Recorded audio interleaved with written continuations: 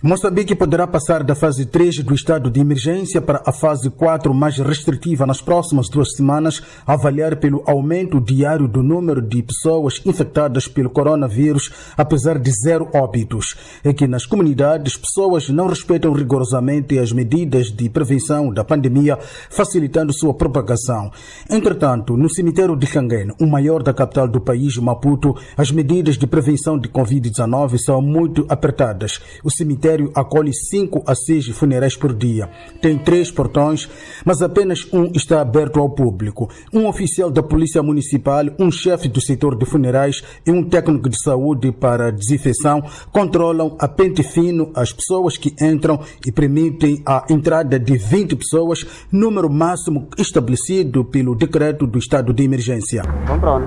Quantas pessoas vão entrar para lá? No interior do cemitério, as pessoas cumprem as medidas de distanciamento social e do uso obrigatório de máscaras, mas constrangimentos não faltam. Esta família, por exemplo, acompanha 2 corpos. O critério de seleção dos membros participantes gera descontentamento entre os familiares mais próximos que gostariam de participar no funeral. Não é fácil porque isto é, a cada pessoa que entende que há esta situação quer estar juntos conosco para virmos aqui, mas o processo não é tão fácil. Há descontentamento, porque já aí, olha-se, há quem já é mais pior tarde que o outro. Outra família tem um corpo do seu ente querido, mas com o número de acompanhantes acima do estabelecido. Na hora da entrada, a avó do malogrado teve mesmo que ceder lugar ao seu neto.